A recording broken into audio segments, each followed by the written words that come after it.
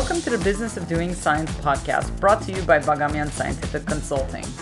On this podcast, we discuss different aspects of pursuing science-related careers and just how science is actually done beyond the bench. So stay tuned to find out more.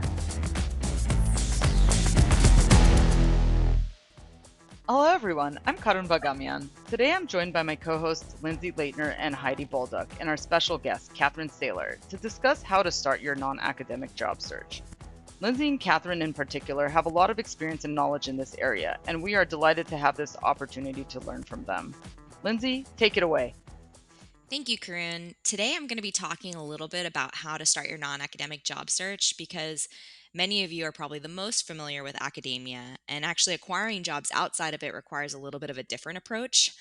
And I think for a lot of recent graduate students who are leaving academia or may want to leave academia, a lot of times you feel like you're a fish out of water. You're not really sure where to start. You aren't sure if you want to go into industry, government, consulting, or perhaps a nonprofit. And regardless of the type of job you're applying for, you're going to be doing research of some kind. However, while this is not your PhD research topic, the same process will be applied. But there are some steps that you're going to want to consider, and that's something that we're really going to be talking about. So, as I go through some of these steps, my co hosts are going to chime in and we're going to talk about them a little bit more in depth, giving some of our own personal experiences. First things first, we're going to talk a little bit about, the 4 stages of career development, which I think is something that most recent graduates really need to be aware of. So, first, it's self-assessment. So, this is, a critical step where you're going to be reflecting a little bit on you. The second is to actually do some occupational research, which we'll talk about. Third is to set some goals, like where do you see yourself in the next 3 to 5 years, 10 plus years, what have you, kind of like those long term, short term goals. And then that last step is going to actually be getting into the nitty gritty. This is the job search, the resume development, the interviewing, landing the job. And we're going to cover all of these in another episode. So we'll just jump right into the self assessment part. And this is really, like I mentioned, pretty critical because if you don't get this step done correctly, then it's going to kind of set you into a spiral of probably getting into a career that you may not necessarily like, or it may not be a good fit for you, because the self assessment is where you're really going to be thinking about, what are your general interests? It could be the research that you're doing, or maybe it's something out of the research. Maybe you just love nutrition and you find yourself thinking about that all the time. And so maybe you want to go and explore that a little bit more. Write down all those things, start to take a poll of your strong interest inventory, if you will, and really start to think about that and be introspective. And maybe you need help with this, right? Yeah. I don't know about you guys, but I think asking around, and that usually does help. And one of the things, I think this is a really important, crucial first step. In addition to just your interests, I think it's also important to look at what you enjoy for your work life. I think a lot of times people 100%. start leaving academics because they feel that it's a very consuming job and you need to be working a lot, and then accidentally get another job that's exactly as consuming, and they don't want that. I think it's hard to figure it out, or you think that you want a 9 to 5 but you really do want flexibility. So I think that's also a part of, besides your interests, really looking into what works best for you in your working life and what you really want for that too. And like you said, reaching out to other people and hopefully listening to this podcast, because we interview a lot of people from different careers, to kind of see what it really is like in some of these different professions. I think that's a really great point that you make about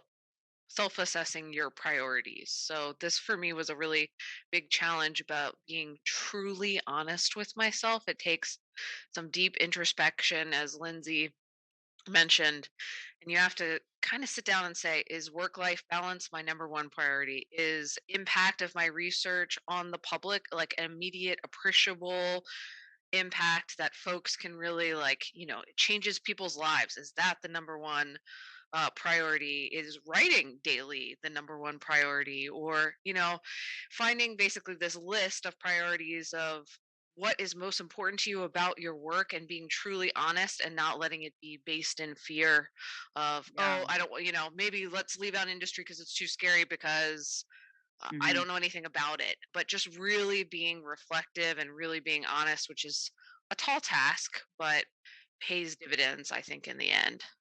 Yeah, really true. Definitely. Definitely. I think so too. I think also just thinking about how much you want to interact with science if you're coming from science, because sometimes you might be like, I don't want anything to do with this, or I want to go real general, or I want to be super specific into some field. That'll narrow your search right later on because you're like, well, I've already done X, Y, and Z. I know that I want this amount of science in my life. I Mhm. don't want this amount of detail.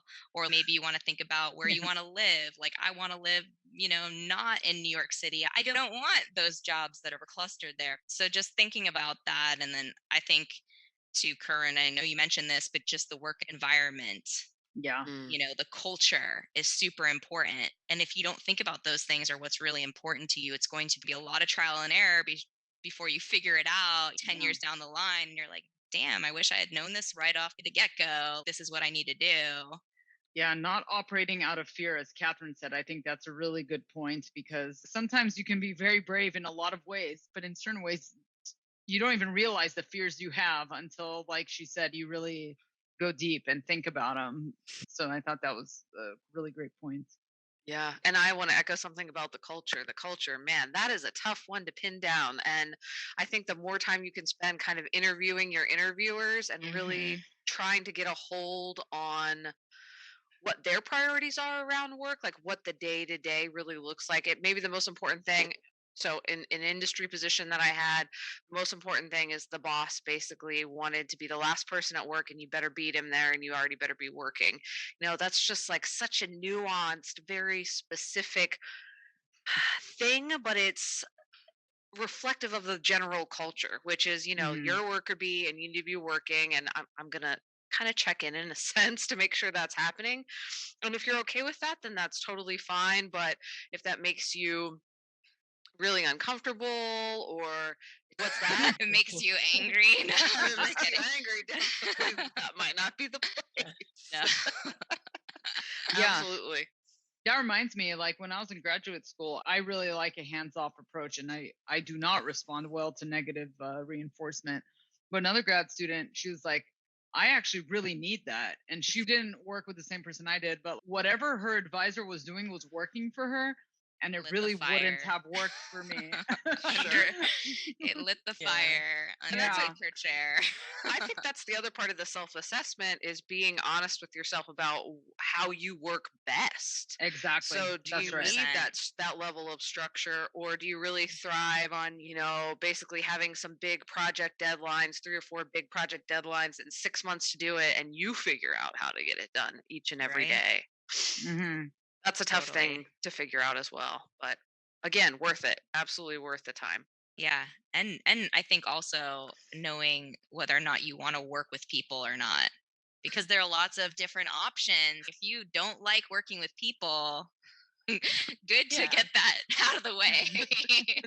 Or Or, vice versa. yeah, I was gonna say, or you need to kind of sit down and figure out, am I the type of person that wants to be like in a lab, like hands-on Hmm. doing things Or all behind day? the The scenes and like writing up the lab reports or writing up the journal articles. Yep, that's a great question. And I think that can change over time. I mean, I've Yeah. graduated 6 years ago with my PhD. I had to think about it. And for me, at the very beginning, I was so obsessed with the lab. You could not carry me out of there, with an army. That's why I was fearful of being a PI because I didn't want to lose the lab. I didn't want to forget, I wanted to be in the lab all day, every day. And that changed over time, which is surprising. So I think you just have to meet yourself where you are in this self Yeah. assessment, meet yourself where you are in that moment, essentially, when you're doing your job search, either starting it for the very first time or restarting it because you're ready to transition into a new role. That's huge. It's something that's not just set in stone. You can kind of go Very back to true. it over and over again and keep modifying. And, you know, I forget the statistic, but I think it's something like 16 jobs in a person's lifetime. I Oh, Yeah. is I could be millennials? wrong on that, but like, yeah, like 16 jobs, that's crazy. But you change. You do. Yeah. I thought it was You gotta millennials adapt. had 23 jobs in a lifetime, and baby boomers had 2 jobs in a lifetime. Oh, Wow. dang. So yeah, that's even higher than I thought it was. Okay. Yeah, Wow. that's crazy. That's really crazy. I think I've already That's had 11, so yeah, I was about to say I'm pretty much up there. And I know that I'm nowhere near, the amount that I'm probably going to have in my lifetime. So that's fine. But That's all right. Well, that's a part of your self-assessment. Just embrace it. there you go. totally, just totally. like just like a part of mine is to never apply for a job again. So Right? far it's working out. Yeah, I mean, I Yeah, think that's huge. I think having mentors too and having people that you can talk to, whether it is a mentor, whether it's a previous instructor, friend, family member, but having some kind of dialogue like, who am I? Yeah, What do I I want? think that I like helps. this. I don't like this because Also, it's they could also bring you back to your truth. You're like, are you sure you like this? Remember when you were correct. doing that and how upset you were? Yeah. Getting an Correct. external opinion helps with that, I think. Yep. It's like, I Cool. see you going down the same road yet again, just a different job. helps to keep Totally. you honest for sure. Yeah, Totally. definitely. So definitely the self-assessment is something that you can keep revisiting. And then the next stage is really going to be that career exploration, the occupational research, if you will, where you're actually going to start to put those characteristics, those things that you nailed down as your baseline. I need to have this moving forward in my career, starting to put together what jobs are out there that match some of those characteristics. I would say write down those 2 to 3 big characteristics across what skills you really like using that you have, what do you want to develop, and then what are those activities that you enjoy or those kind of extra things that you might want out of a job, like the culture aspects, things like that. And having those when you're starting to do your research, which will probably likely involve talking again to those same mentors, family members, Yeah. anyone that you can get your hands on that like does Yeah. anything relatively like along those lines. But I think that that kind of helps set the stage for narrowing down because there's lots of jobs. You want to find something that fits, a few things that fit. Yeah, because it's pretty competitive, really spreading your wings. And I've said this to people too about that aspect, which is if something's really appealing to you about it, it's worth trying and it's worth applying for or worth checking out.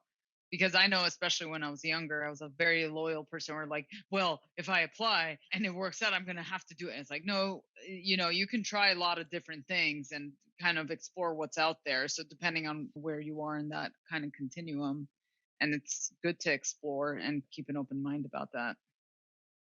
For sure. I know for government jobs, we always say, and I was talking to someone about this last night, apply and forget, apply and forget, because the competition is fierce. There's so many Yeah. people that apply.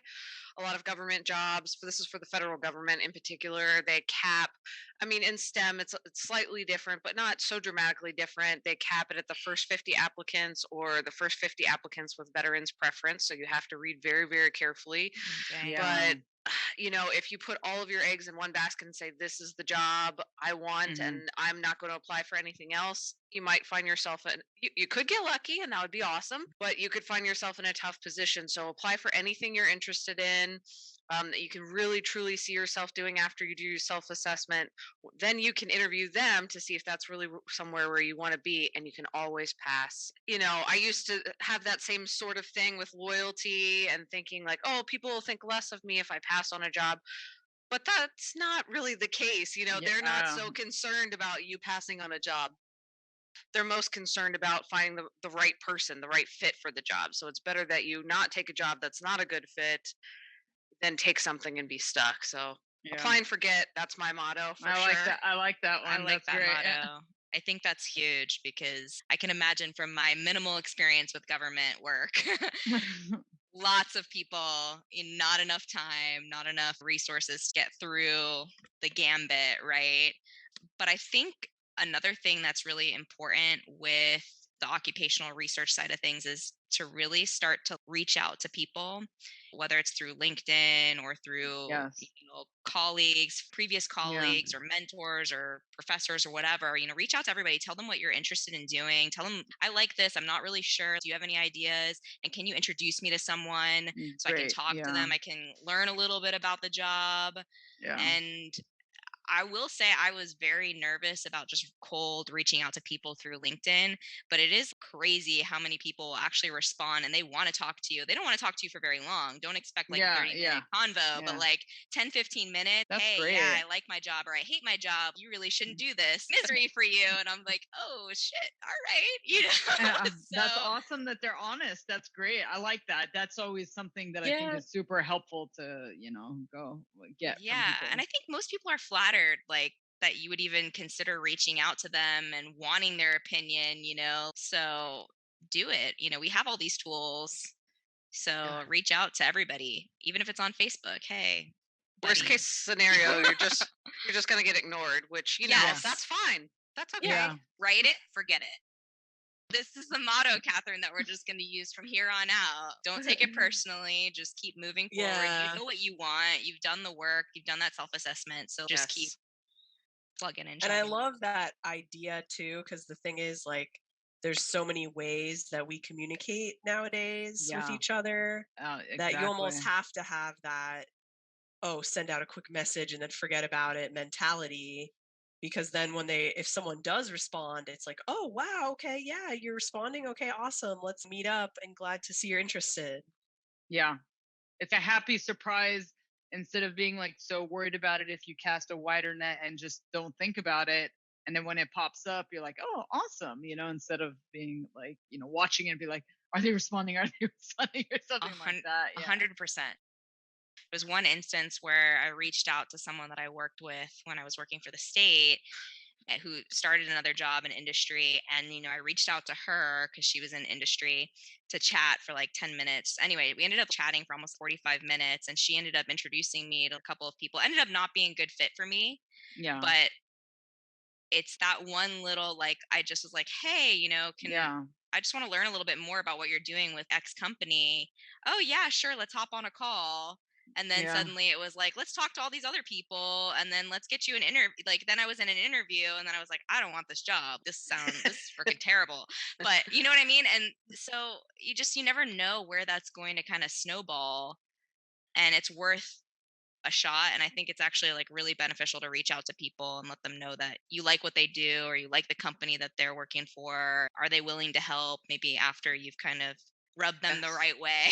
Like, you know so Yeah, don't be afraid to ask. I think that's kind of what it boils down to, Yeah. especially people like you said, Lindsay, somebody you worked with in a previous position, they moved on to a different position, but they still may have some connections or insights, or that happened to me in the laboratory as well. Somebody came to interview for a job, they ended up not taking the job, took a job at a different company. And I mean, I still talk to him, and when there's openings where he works, which is a private biotech firm, they'll be like, oh, are you interested in this, or know anybody who's interested in this? That's just a nice resource to have, is keeping that connection going, but not being afraid to ask when, even if somebody comes to interview where you work, oh, why are you interested in that job? And if you have a genuine connection, then that can continue forward, which is kind of cool. Yeah. That's totally. cool. Awesome. I think it's just huge, and it doesn't hurt, right? And then you've widened your network, which Sure. we know is like super important. Cool.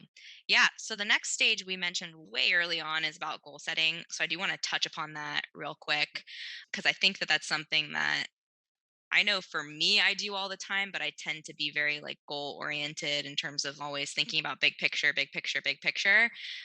But I think for some people, you might not be thinking that far out, or you may be thinking too far out and not thinking about like next year, which is my Yeah. problem. I have a very big problem, and I get told this all the time. Kevin's always telling me, my partner, you need to think about, the next year, 2 years, not like 40 years down the line, but that's where my brain goes. Like, I'm That's like impressive. very big picture with that type of stuff. It's hard doing the dirty work, right?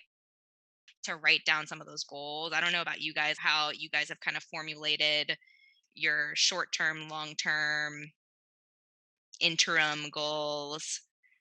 I think it's important to kind of have that trajectory in line after you've assessed yourself and you start to look at the jobs and you're like, I really want to do this, but you may not be able to do that job just yet. You may have to Yeah. take baby steps to get there, which we will talk a little bit about just how important it is to be realistic too, because I think you come out with like a very warped sense, especially as a millennial now, whatever it is, Gen Z, Gen Z. X, whatever we are. Like, yeah, everybody has weird expectations of what a job is and like what Yeah. they're gonna Yeah. do What and a like how much job they're gonna get is. paid, and it's freaking insane. It's like, yo, I get it, but let's simmer down now. Obviously, have respect for yourself and be confident, but Yeah. understand that it's going to be as much hard work as it was getting your PhD, getting your dissertation done. So you've done that, you're accomplished. We know you can do stuff, we know you can learn, but now you're going to have to like work your way up in a way, and I don't Yeah. think a lot of people recognize that, because I know 100% I true. don't think I did when I Yeah. came out. I thought the jobs will just probably be lining up, they're going to need someone like me, and then they're like, no, there's so many of you, we don't care. Like, are you willing to take $0? And like, I'm just like, what? Well, in a way, I'm glad that you had a more positive outlook, because a lot of people feel really disheartened when they're done.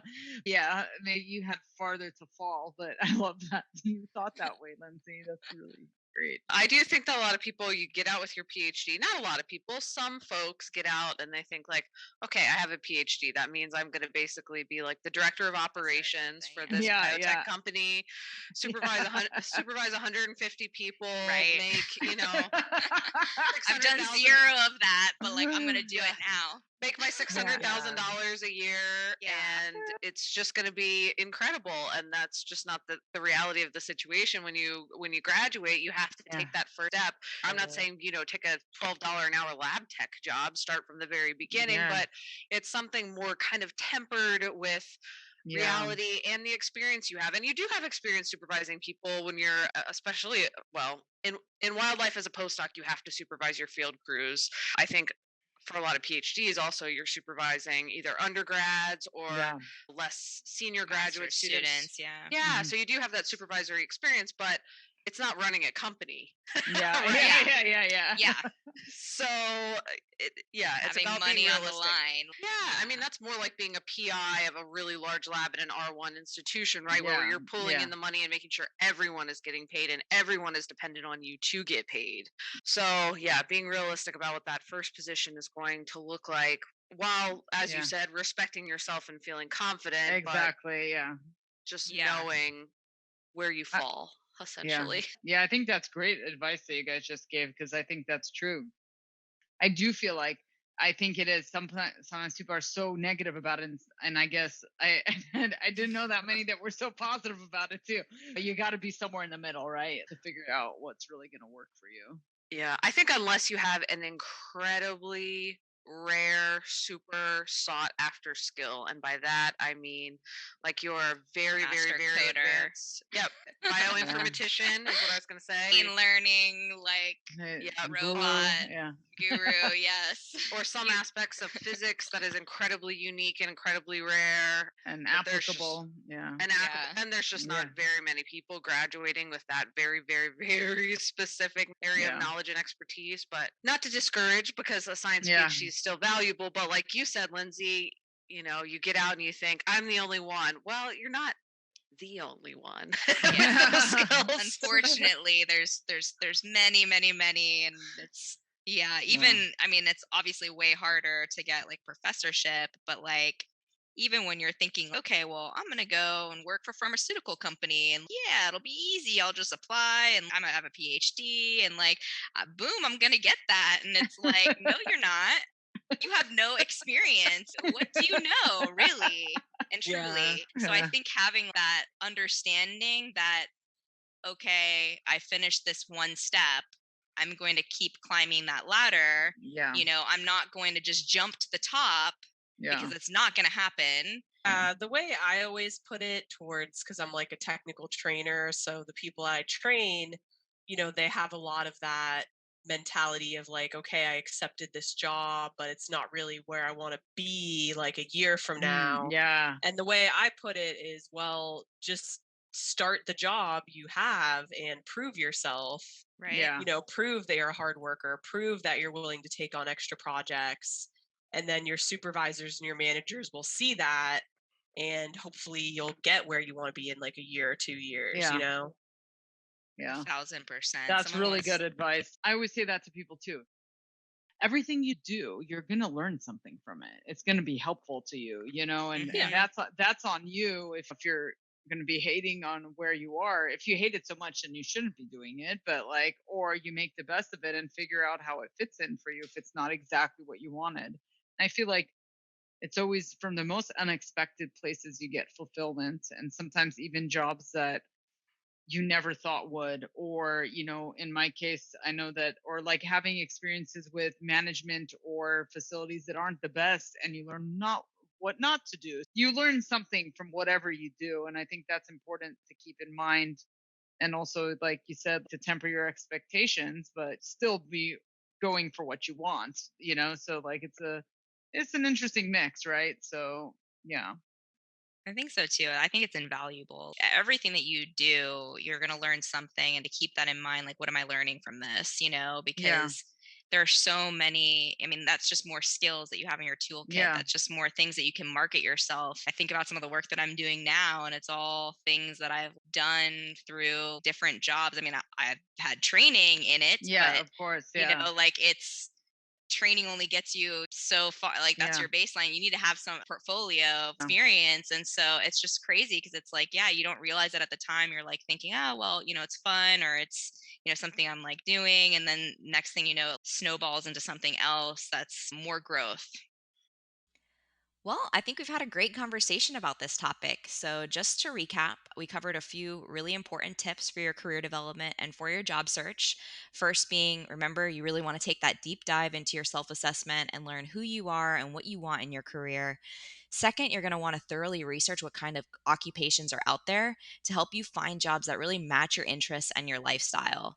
And finally, the third step is to practice goal setting. So, really decide what you want to learn or develop and how you want to progress in your career in both the short and the long term. So, this said, we're really excited for next month's episode where we're actually going to cover the next portion of this journey. So, this is going to be preparing your resume, interviewing like a boss, and landing your dream job.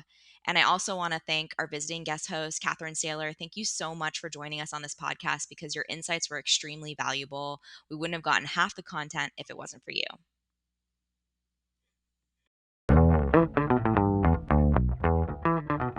Thank you for joining us and listening to the Business of Doing Science podcast. For more information on our guests and access to career development resources, please click on the link to our website below. And remember, you can also visit the website to learn more about how Bagamian Sci can help you do science.